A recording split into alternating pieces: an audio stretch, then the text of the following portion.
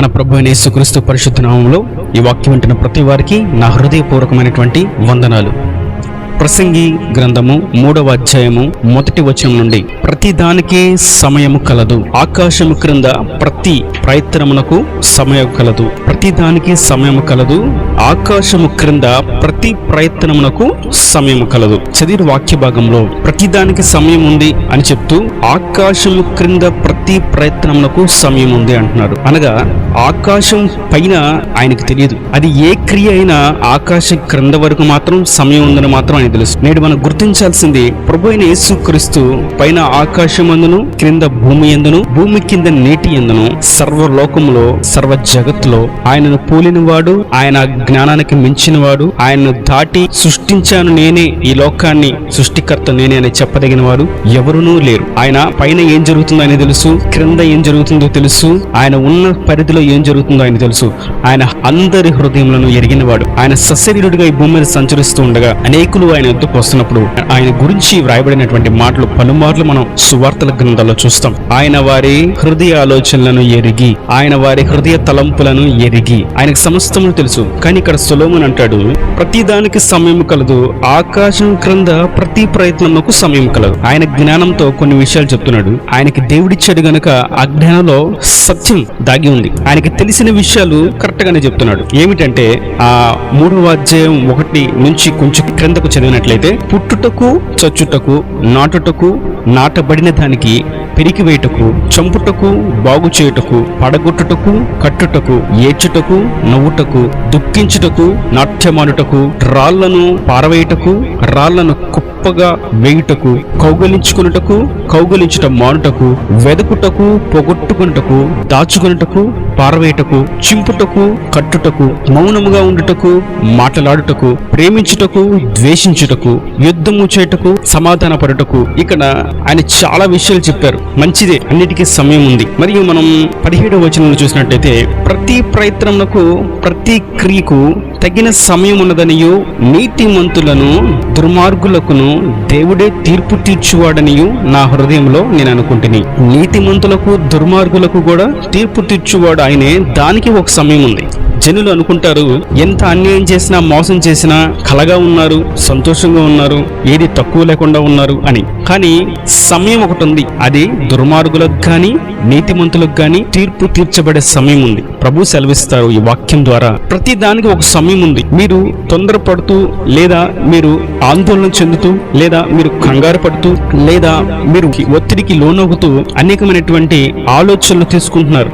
ఆ యొక్క పరిస్థితిలో సాతానుగాడు వాడి యొక్క ఆలోచనను కూర్చుతాడు. ఇలా చెయ్యి, అలా చెయ్యి, ఇట్లా చేస్తే త్వరగా డబ్బులు వస్తాయి, లేదా ఇట్లా చేస్తే త్వరగా పని జరుగుద్ది అని తప్పుదోవలు పట్టిస్తాడు వాడు. అందుకే ప్రభు అంటారు, మీరు దేనికి మీరు తొందరపడద్దు, ఆందోళన చెందొద్దు, నాకు అప్పగించేసి మీరు మౌనంగా ఉండండి, సమయానికి సమయానుకూలంగా నేను సమస్తమును జరిగిస్తాను. ఎందుకంటే భూమిని, దానిలో ఉన్న సృష్టిని, సృష్టిలో ఉన్న జీవమును సృష్టించిన వాడు నేనే, సృష్టికర్తను. నాకు తెలుసు ఏది ఎప్పుడు జరగాలో, సమస్తం నాకు తెలుసు. సూర్యుడు ఎప్పుడు అస్తమించాలి, సూర్యుడు ఎప్పుడు ఉదయించాలి, చంద్రుడు ఎప్పుడు రావాలి, ఎంత వరకు ఉండాలి అనే విషయాలన్నీ నాకు తెలుసు. కాలాలు ఎప్పుడు ముగియాలి, కాలాలు ఎప్పుడు ఋతువులు ప్రారంభం అవ్వాలి, ఈ విషయాలన్నీ నాకు తెలుసు. నేను సమస్తమును ఎరిగిన వాడను. ఆయన సమయం సమగ్రమైనది. కాబట్టి ఆయన విశ్వాసం ఉంచుతాం.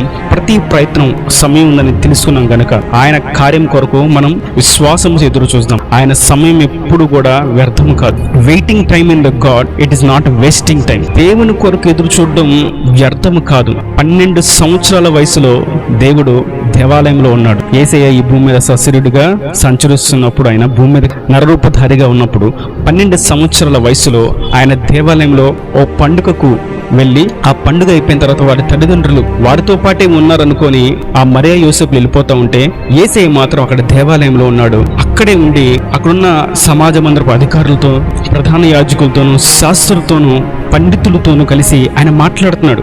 వారితో బైబిల్ ధర్మశాస్త్రంలో ఉన్నటువంటి విషయాలను గురించి సంభాషిస్తున్నాడు. వీరు 3 రోజుల తర్వాత యేసయ్య ఎక్కడున్నాడని ఎతికితే ఆయన లేడు. ఆయన కోసం ఎదుక్కుంటూ మళ్ళీ వెనక్కి వస్తే ఆయన దేవాలయంలో ఉన్నాడు. ఇక్కడ మనం గమనించాల్సిన విషయం ఏంటంటే, ఆయన 12 సంవత్సరాల వయసులో ఆ దేవాలయంలో ఒక వ్యక్తి ఉన్నాడు. ఆ దేవాలయం బయట ఆయనకి అప్పటికి 19-20 సంవత్సరాలు ఉంటాయి. యేసయ్య అప్పుడు అతను చూశాడు, కానీ అతనికి ఏమీ చేయలేదు. కానీ యేసయ్య తన పరిచర్యను ప్రారంభించి తిరిగి ఆయన 12 సంవత్సరాల వయసులో ఉన్నప్పుడు దేవాలయంలో ఏ వ్యక్తినైతే చూశాడో, ఏమి పలకరించకుండా ఏమి చేయకుండా వచ్చాడో, సహాయం చేయకుండా వచ్చాడో, ఆ వ్యక్తి దగ్గరికి ప్రభు పరిచర్య ప్రారంభించిన తర్వాత, ఆయన సేవను ప్రారంభించిన తర్వాత వెతుక్కుంటూ వెళ్ళాడు. అది మనం యోహాను సువార్త 5వ అధ్యాయం 5వ వచనంలో చూస్తాం. బెతెస్దా అనేటువంటి కోనేటి దగ్గర 38 సంవత్సరాలుగా అక్కడే పడి ఉన్నటువంటి ఒక వ్యక్తి. అతడు నడవలేనివాడు, కూర్చోలేనివాడు, దాటలేనివాడు, పాకలేనివాడు, ఏ పని చేయలేనివాడు, చేతగానివాడుగా ఉంటే ఆయన ఎద్దుకు వెతుక్కుంటూ వెళ్ళాడు. వెళ్ళి నువ్వు స్వస్థత పొందగోరుచున్నావా అని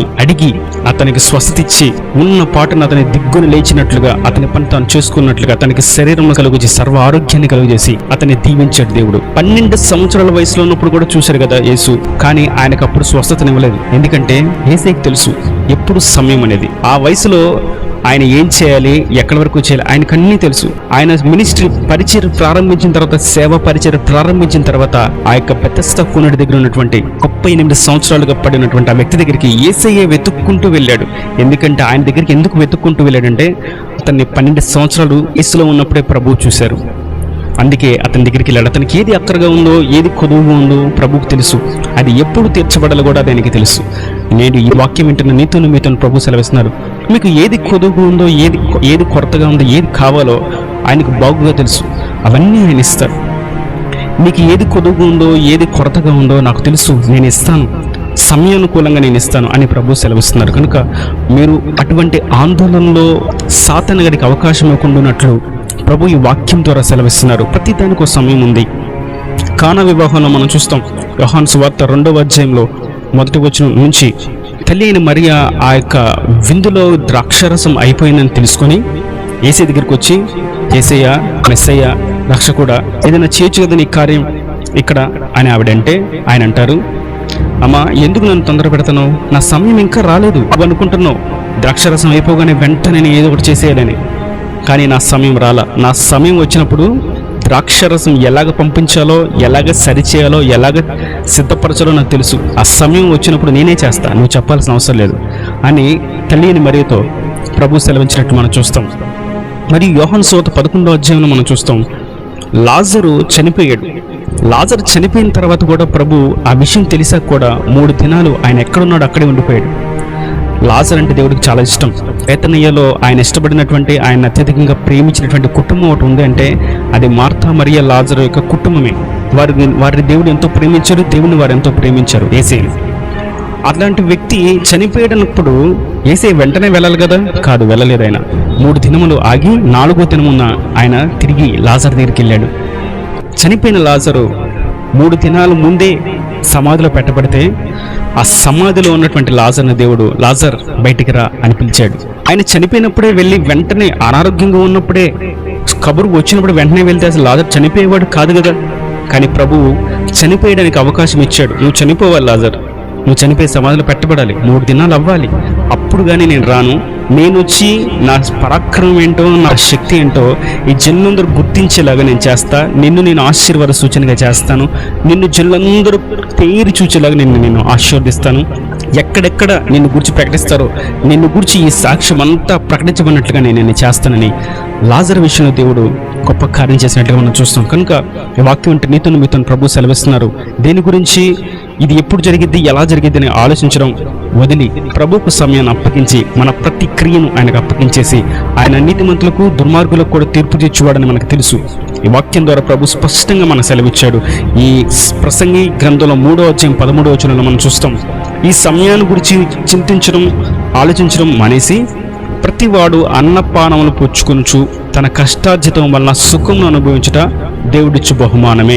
ఇన్ని ప్రతికూల పరిస్థితుల్లో చింతిస్తూ దుఃఖిస్తూ ఉండక, స్పష్టంగా ప్రసంగి గ్రంథం 3వ అధ్యాయం 13వ వచనంలో ప్రతివాడు చక్కగా భోజనం చేసి చక్కగా తాగి, మంచినీళ్ళు తాగి కష్టార్జితంతో సుఖముగా నెమ్మలంగా పడుకోవడం అది దేవుడిచ్చిన బహుమానం. ఇది ఎందుకు జరగలేదు, అది ఎందుకు జరగలేదు, అది ఎప్పుడు జరిగిద్ది, ఇది ఎప్పుడు జరిగిద్ది అని ఆలోచిస్తూ సమయాన్ని, దేవుని సమయాన్ని మనం తీసుకోవాలనేటువంటి ఆలోచన పక్కన పెట్టి ఆయన జరిగిస్తాడు, సమయానుకూలంగా జరిగిస్తాడు.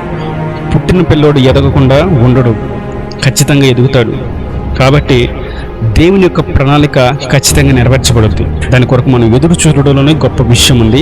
కలిగిన దాంతో సంతృప్తిగా జీవించడంలోనే గొప్ప నిరీక్షణ మనకు కలిగి ఉంది. కనుక దేవుని యందు విశ్వాసం ఉంచుదాం. ఆయన సమయం సమగ్రమైనది. సరైన సమయంలో ఆయన కార్యం చేస్తాడు. ఈయన దేవుని మాటలు ప్రతి వాని హృదయంలో నీరుకట్టి ఫలింపు చేయనుగాక. తలలోంచి కన్ను మూసేటైతే మీ కొరకు చిన్న ప్రార్థన.